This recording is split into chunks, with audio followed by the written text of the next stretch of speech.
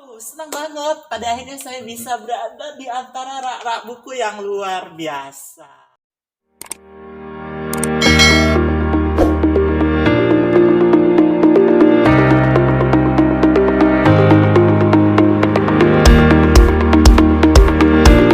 Ton, gitu. Thank you so much. Cuap-cuap buku oleh D. Iskandar. Pada cuap-cuap buku yang tersusun rapi di barisan rak, mengapa debu-debu mengiringi ke dalam lamunan panjang, membuat pikirku menjadi retak, rindu akan keramaian berkunjung ke rumah paling ilmu. Wow. Amazing. Udah disimpan ya handphonenya ya, takut kena ambil ya. Iya. Kalau Ya. handphonenya diambil nggak apa-apa, Ya. tapi asal jangan yang tadi dibaca. Itu Ya. karya siapa sih? Saya sendirilah. Woi. Oke, pemirsa, saya setelah hari ini kedatangan penulis nih yang luar biasa. Tapi sebelumnya kita buka dulu ya. Ya.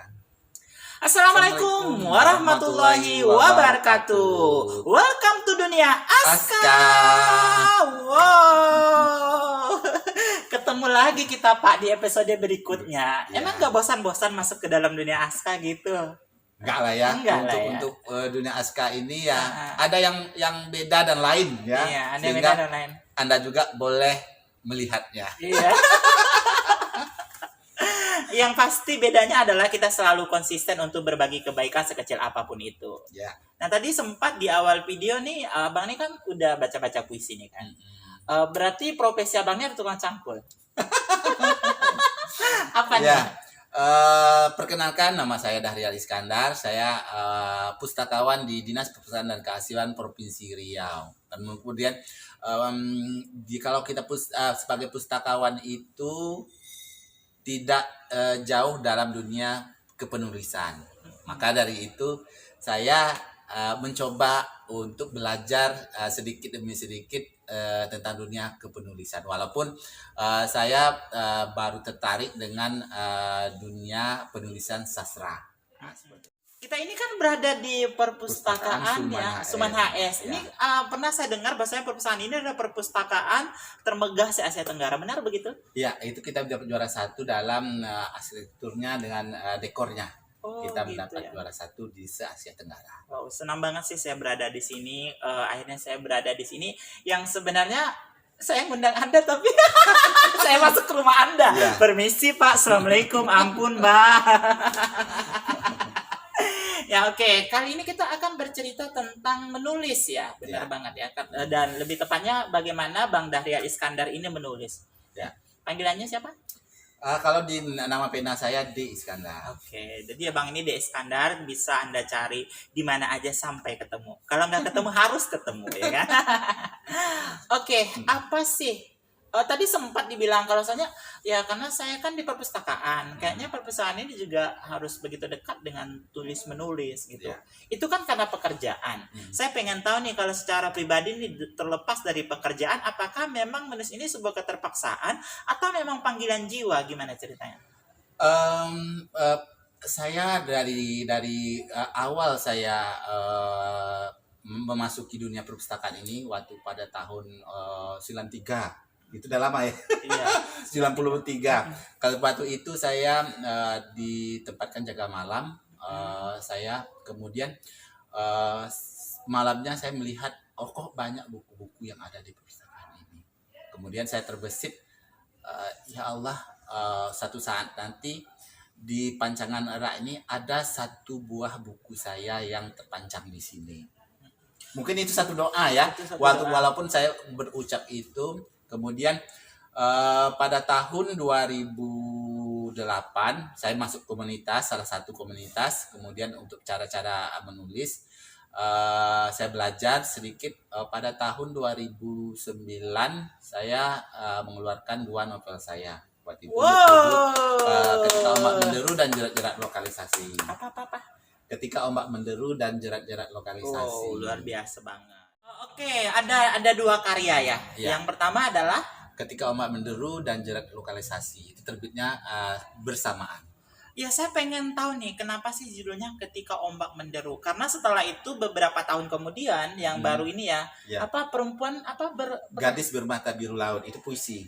itu puisi kan? Ya, Maksudnya 2020. ada apa dengan laut, pemirsa? Baik novel dan puisi pada akhirnya itu tuh. Saya tulis.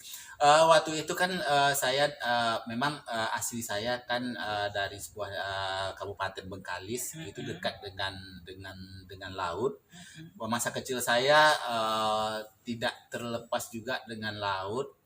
Dulu orang tua saya yang laki-lakinya itu ada kalanya bekerja di perkebunan karet atau apa, tapi kebanyakan banyak bekerja di laut. Ayah saya waktu saya masih kecil-kecil itu kadang menjemput ayah waktu pulang melaut itu, kemudian membawa ikan itu dari kecil, sehingga laut itu tidak asing dengan saya, karena kalau seandainya dari rumah memang sih agak 2 kilometer lebih untuk sampai ke laut itu. Ada jalan luar dari jalan daratnya, ada juga lewat sungai ya seperti itu. Tapi kita sering ke sana kadang bersepeda ataupun apa, rasa itu masa-masa itu rasa jarak segitu terasa dekat waktu anak itu kita mengayuh sepeda seperti itu. Karena dari pengalaman itu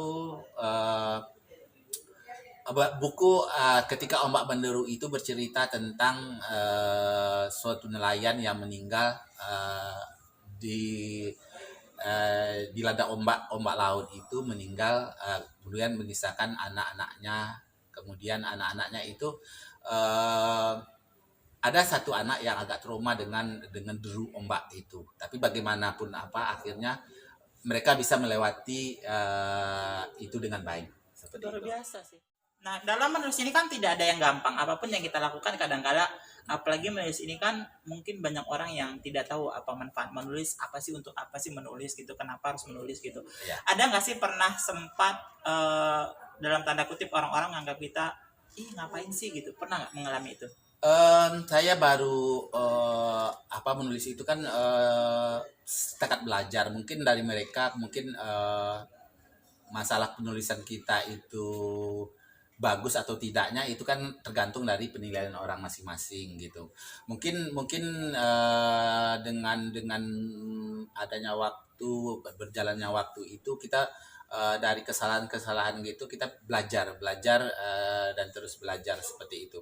Memang apa yang kita apakan kan tidak seharusnya mulus seperti itu. Ada yang penghalang kita, mungkin dari cerita orang, kok penulis gitu, kok jadi apa, apalagi saya seorang pustakawan, saya mengambil ke sastra, karena dari sekian dan buku yang apa, saya lebih tertarik pada sastra ini daripada yang lain, walaupun nanti pada akhirnya nanti saya ingin membuahkan karya saya tentang perpustakaan itu. Tapi buat masa sekarang ini saya belum siap untuk itu, karena mungkin ilmu saya belum seberapa. Nanti kalau seandainya saya dengan berjalan waktu, dengan saya belajar, saya akan pingin sih untuk menulis tentang perpustakaan itu, baik secara mungkin dalam dongeng saya padukan dengan menulis itu, kemudian mungkin dari segi minat bacanya, ataupun promosi untuk meningkatkan minat baca seperti itu. Oke. Apa kan kita pasti setiap orang itu kayak punya jam-jam efektif di mana dia menulis. Kayak kalau di jam itu kayaknya dia tuh kayak nyaman banget, seru banget, kayaknya ide-ide tuh ngalir gitu. Apakah Bang punya jam-jam tertentu? Saya tidak terlalu waktu saya luang, saya menulis, tidak membutuhkan waktu harus jam ini saya bekerja, harus jam ini saya menulis, ataupun seperti itu. Tapi bagaimana kita memanfaatkan waktu-waktu yang sebisa mungkin. Saya walaupun kadang kalau dunia menulis novel dengan puisi itu kan beda. Kalau kalau puisi itu kan mungkin sekali tulis kita saling siap, tinggal mengkoreksi lagi gimana bagus atau tidaknya. Kalau novel ini kan kita butuh waktu yang panjang. Mungkin dari pengalaman novel saya sebelumnya itu satu novel itu paling paling cepat itu 6 bulan saya menyiapkan seperti itu, menyiapkan tulisan-tulisan itu. Kemudian saya menulis kadang tidak secara beraturan seperti itu. Kalau saya pingin ide saya sekarang saya menulis ke bab ini ataupun seksi ini, saya menulis di situ. Kemudian nanti saya udah kalau menulis itu membagikan apa bab-babnya seperti itu. Nanti saya cocoknya hari ini saya menuliskan yang di mana ya. Saya pingin seperti itu. Tidak menunggu kalau saya benar saya apa itu saya harus menyambung dari tulisan-tulisan saya itu.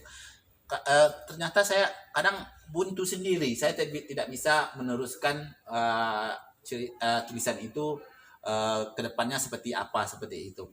Kemudian saya teringat setelah saya membagikan itu, ketika saya cocok untuk menuliskan yang sisi ini, saya menuliskan itu aja. Nanti baru bila udah muncul lagi ide tadi, baru saya masuk ke seperti itu. Saya tidak harus dari A sampai berurutan A B C D seperti itu, tidak. Tapi saya menulis itu ada bagian-bagian yang saya nyaman menulisnya di bagian ini seperti itu.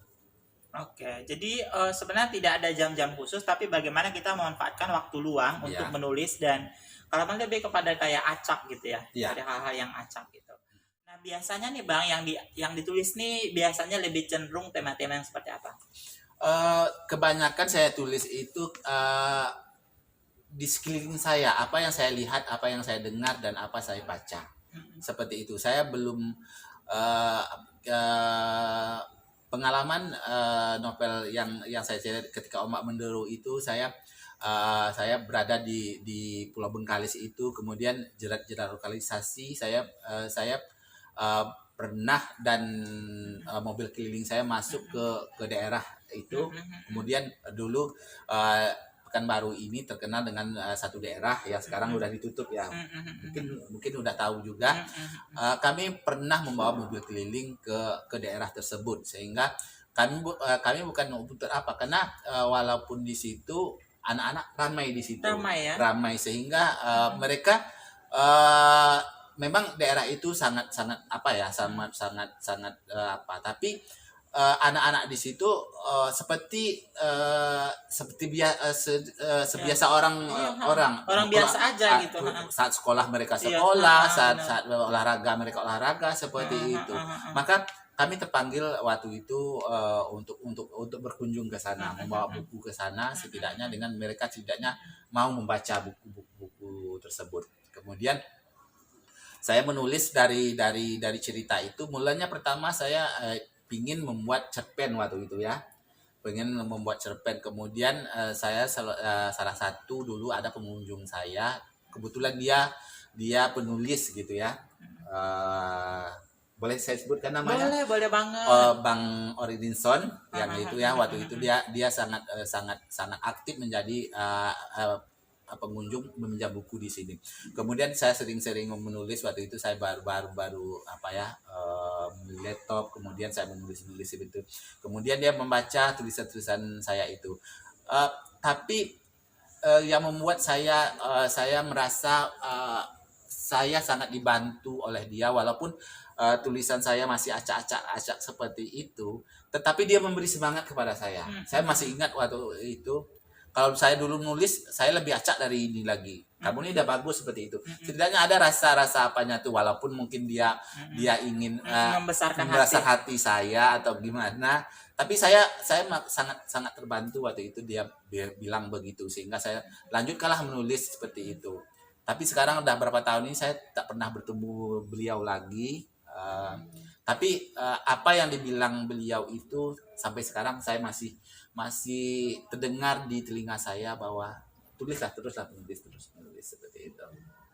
luar biasa ya. Kita tidak tahu pada akhirnya kita ketemu siapa yang bisa menginspirasi hidup kita, dan kemudian itu menjadi bekal kita kemudian hari untuk senantiasa tidak pernah menyerah. Terutama abang nih dalam menulis nggak pernah menyerah karena selalu terngiang gitu.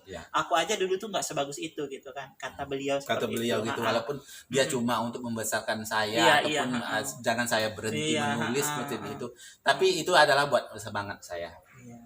Itu dalam novel, tapi kalau saya dalam puisi saya lebih mungkin orang yang berbicara di depan saya ini saya lebih menginspirasi saya untuk membuat puisi.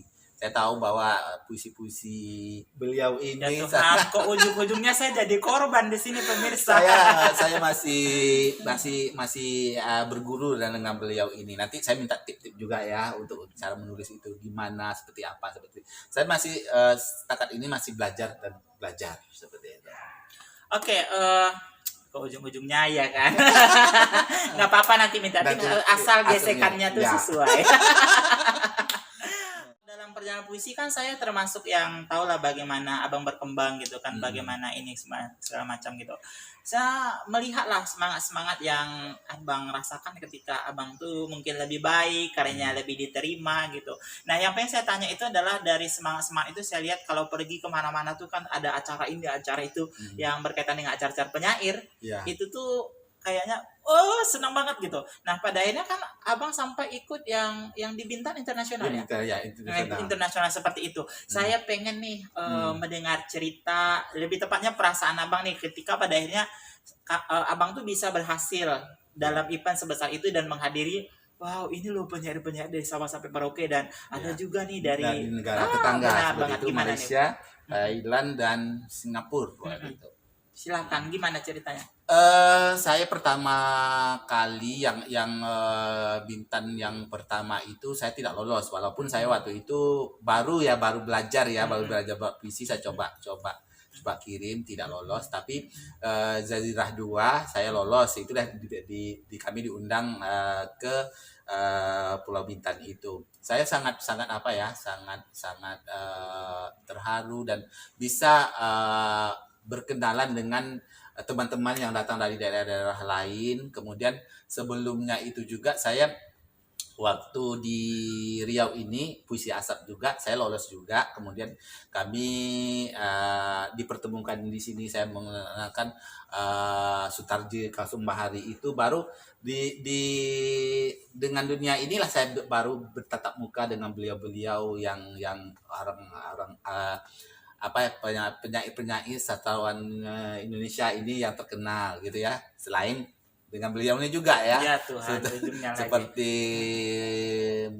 Muhammad D. Putra juga, seperti Eko Rajil juga, seperti itu.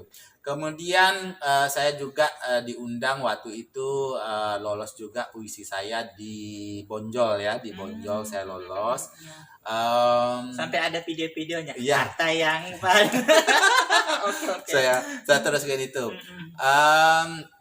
Di masa pandemik ini juga saya sebenarnya Jazirah 4 itu saya lolos juga. Seharusnya tahun ini kalau tak ada pandemi ini kami diundang lagi ke Bintan, tapi karena kemarin ada pandemi kami lewat Bina Raja, dan kemudian bukunya udah saya terima. Alhamdulillah. Kemudian saya juga lolos di Dunia Melayu yang ada di Kalimantan, Pontianak.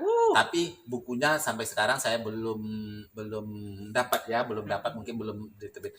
Baru-baru ini dalam minggu ini yang puisi rantau yang dari di Jawa Tengah itu udah terbit juga. Salah satu penyair dari Bintan udah terima, tapi saya tunggu juga, saya belum terima buku itu. Dia saya juga lolos juga di sana rantau.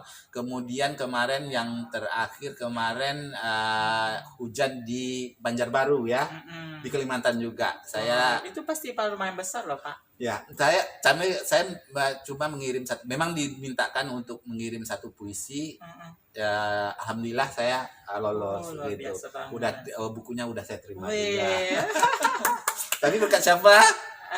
Enggak dong. Enggak sih, yang saya lihat itu bagaimana abang berupaya untuk mengatakan event itu ada sebuah kebahagiaan, ada sebuah kebanggaan bahwasanya menulis itu memang ya sesuatu yang luar biasa.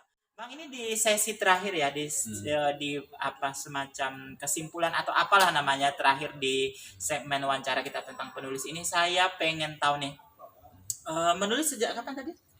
Kalau saya menulis 2008 saya mulai ikut komunitas gitu. Oke. 2008 kemudian sampai 2010 saya masih aktif. Mm-mm. Kemudian ada jedah yang saya kemarin itu karena saya ingin menyelesaikan S1 karena terlambat juga ya. Karena dasar saya jadi PNS, saya melanjutkan kuliah S1 saya. Terbenturnya saat waktu itu saya tidak menulis itu karena mungkin sibuk kuliah, kemudian apalagi untuk membuat skripsi ya, saya lebih fokus ke sana dulu sehingga saya terhenti menulis saya tuh. Memulainya lagi ketika tahun 2013 saya selesai wisuda 2013. Kemudian saya ingin melanjutkan lagi 2014. Tapi rasanya saya sudah rasa menulis saya itu karena udah lama, udah bertahun dari 2010 saya tidak menulis sampai 2013 2014 itu rasanya saya mulai dari nol lagi.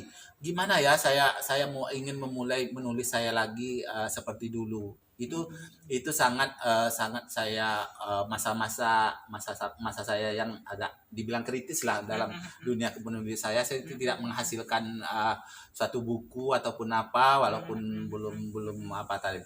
Kemudian pada tahun 18 lah saya berterima kasih saya bisa masuk ke komunitas Kompeter. Inilah yang membuat saya bisa menulis lagi karena lewat puisi itulah walaupun karena waktunya tidak terlalu banyak ataupun apa, tapi dengan beliau inilah saya belajar dengan seorang Askalani ya, kemudian De Putra, kemudian ada Eko Ragil, ada Rapina, ada Laura gitu ya, teman-teman komunitas lah ya, yang membuat saya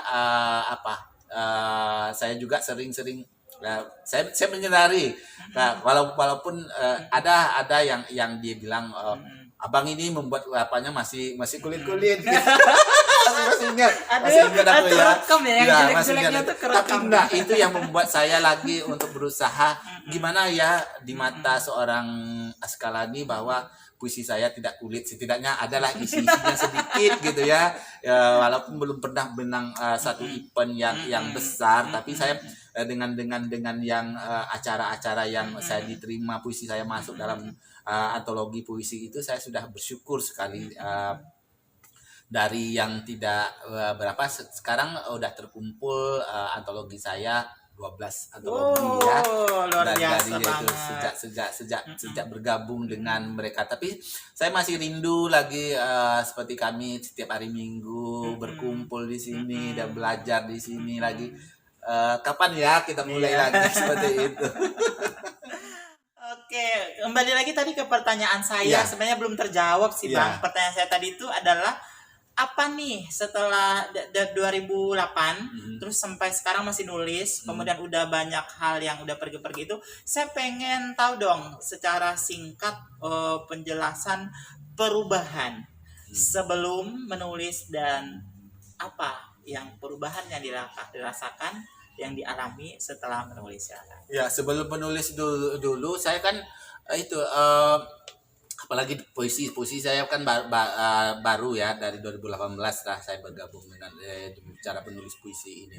Dulu karena saya saya belum berani karena memang itu saya puisi saya itu belum layak untuk ditulis atau diterbitkan ataupun untuk dimuatkan baik di koran atau di buku ataupun antologi itu. Saya merasakan itu sama sekali puisi saya masih jelek dan belum layak. Tapi dengan saya bergabung dengan komunitas ini dengan apa, walaupun masih kurang bagi saya tidak belum seperti yang senior saya yang sudah sukses gitu ya. Dengan diterima di beberapa antologi aja saya udah merasa puas ataupun apa, tapi puas dalam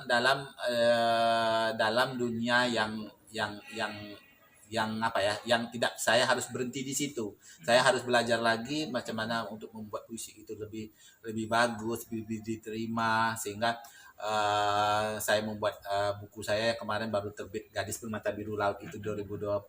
Mungkin insya Allah nanti kalaupun tidak ada halangan, mungkin novel saya yang ketiga akan terbit tahun ini juga ataupun awal tahun, sama juga dengan puisi saya yang kedua nanti kalau tak di awal-awal tahun ini, di tahun depan nanti udah terbit. Itu salah satu, setidaknya saya mau berkarya sehingga saya bukan saja sebagai pustakawan, bukan saya sebagai penulis, ataupun bukan saya sebagai pendongeng gitu. Saya mengharapkan dari tiga yang saya geluti sekarang sebagai pustakawan, di kerja saya memang sebagai pustakawan, menulis saya sekarang memang ada di dunia kepenulisan, dan mendongeng itu saya lakukan juga di sini.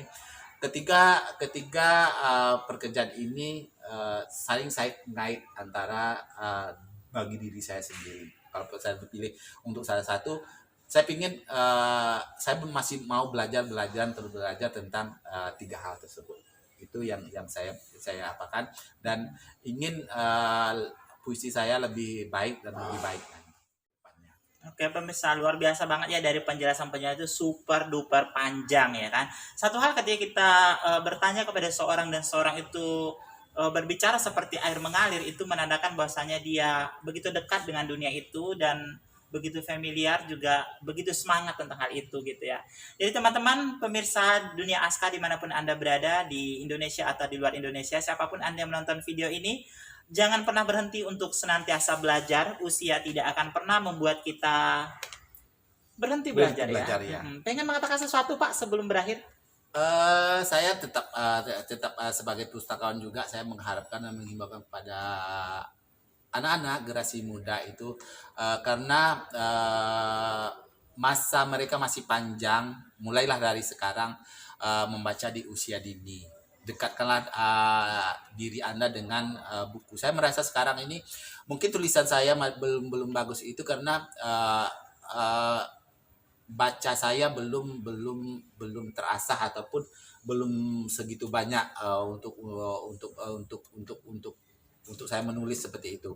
Mungkin kalau saya memulaikan minat baca itu dari kecil dulu, mungkin tulisan saya udah bagus sampai sekarang. Tapi sampai sekarang saya berusaha untuk belajar gitu. Buat Anda semua, dekatkanlah buku dengan diri Anda. Jadi menjadi penulis yang luar biasa itu tidak lepas daripada membaca, karena ya. itu adalah dua sisi mata uang yang tidak bisa dilepaskan. Karena tanpa membaca kita akan kehabisan ide, buntu, nggak ada lagi yang bisa kita ceritakan karena pengalaman kita terlalu sempit hanya tanpa ada buku itu. Kita butuh rangsangan dari luar.